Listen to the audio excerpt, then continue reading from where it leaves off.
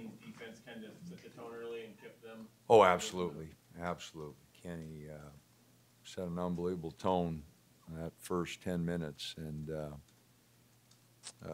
really set, the tone for the game. They just made him a little hesitant offensively, and he really was active and really in great position, and no doubt gave us an opportunity to, because we were having a little trouble getting going offensively ourselves, and Kenny set such a great tone defensively that we really gave us an opportunity.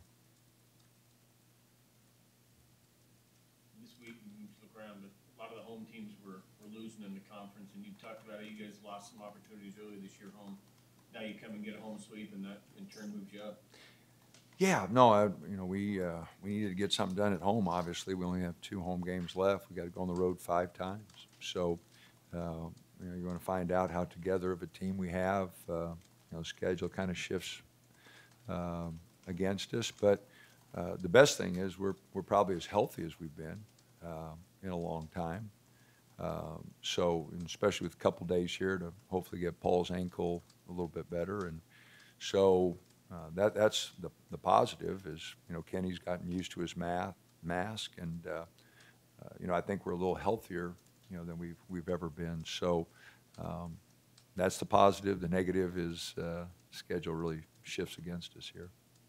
Did a good job. Peyton did attacking the basket. Oh, he was really good tonight. I thought straight line drives, got to the rim, finished some tough shots.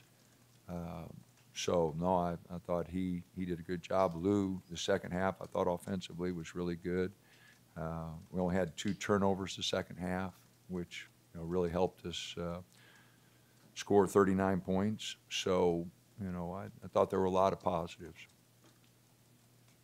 Can you try and encapsulate just in a week, you go from one half performance in Colorado that was as woeful as you've seen in your tenure here, and now hold them to 27 threes, one of the lowest you've held Pac-12 opponent in your tenure here.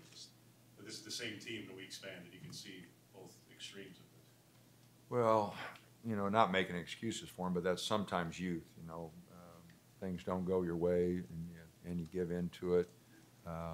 Colorado's playing really good, but we had a bad half. That first half, we were really bad. So, hopefully, our guys understand the difference of preparing, getting yourself ready for a game. How important every possession is in a game. How important, I thought the free throws might come back to haunt us. We were 5 for 11 that first half, and just every little thing to keep yourself in a game, to keep that edge. You're always worried about. I think we did a little better job shooting free throws the second half, but the first half just didn't shoot them very good. Coach, it seems like every player now is contributing, whether it's starting or off the bench and all the different combinations. So you say as the season's progressed, your depth has really gotten a lot better, or you feel more confident, and you Well, feel impressed with that depth. Yeah, it gives us an opportunity when we can play 9 guys to do different things defensively and not worry quite so much about foul trouble. But obviously, when Kenny picked up that second foul, I think they scored 5 of the last 8 times, to finish the first half, and that's without Kenny, So we still have to be careful about fouls. Our freshmen have to talk. I mean, we gave up that 3, and I'd take a timeout there. You just didn't talk. We were all back, but no talk, and we just gave up a wide open 3. And so not only our freshmen, everybody. I've been talking about communication all year. It's one thing that we haven't done a very good job of teaching and getting them to understand how important it is. So on the offensive end and the defensive end. I've joked around, like I said, if we could text each other, we'd have a heck of a lot better communication. But talking to each other, we just don't do it. And this has been a really quiet group. Go back to some of our other teams. We had loud guys. Brooks talked all the time. Ennis talked all the time. Bell talked all the time. Tyler didn't, but the rest of those guys did. And this is just a quiet group. They just don't talk much off the floor. They don't talk much on the floor, and you know, so you know, we just got to do a better job of forcing them to do that, getting out of their comfort zone, so we can eliminate some bad mistakes we're still making. All of one of the better offensive players in the conference. What was the key? I think 3 for 14, 10 points, pretty good. Well, there's no doubt he got to the rim 3 or 4 times in that first half, and Kenny, you know, didn't give him easy baskets. And he's a phenomenal athlete. He, you know, puts that ball for his size on the floor, can shoot the 3. You know, it just he's a guy that's really hard to guard. But you know, I thought Kenny there was the difference too. You know, he just didn't let him get to the rim easy, and really set the tone. They had just 3 assists in this game. How much do you credit that to your defense, and then also just Dejon? Oh, that's a big part of it. You know, he's a good player, second leading scorer, averages 12 points a game. Assist to turnover ratio, not real good, but he does create a lot of things. But no, I mean, take any player off the floor, and it changes your team. There's no doubt about it. And so, you know, that was a break for us.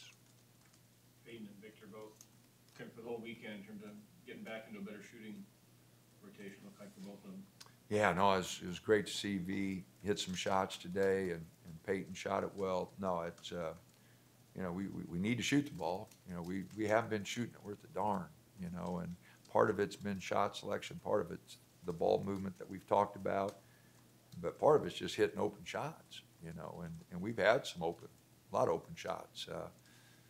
In fact, I think Ken Palm or someone said that we were shooting uncontested shots at a lower percentage than we were shooting contested shots. So that really scares you. That's one I've never seen. I swear to God, it was. So we've got to be, you know, just make sure we're comfortable, relax a little bit, and hit some shots.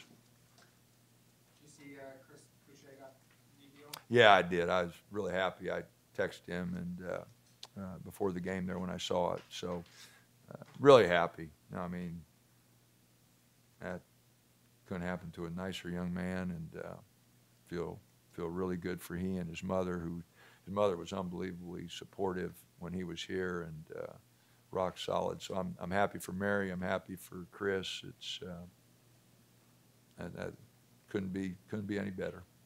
Week between game, more about keeping these guys healthy now that you're there, or you got things you think a couple days? Oh no, we got a lot of work to do, but we will take a couple days here. We just get a lot of recovery and a lot of treatment, and see if, you know, Monday or Wednesday we'll be ready to go. But we are going to take a couple days here, and then we'll still have 3 days to get ready for Oregon State, and you know, so hopefully that'll give us enough time.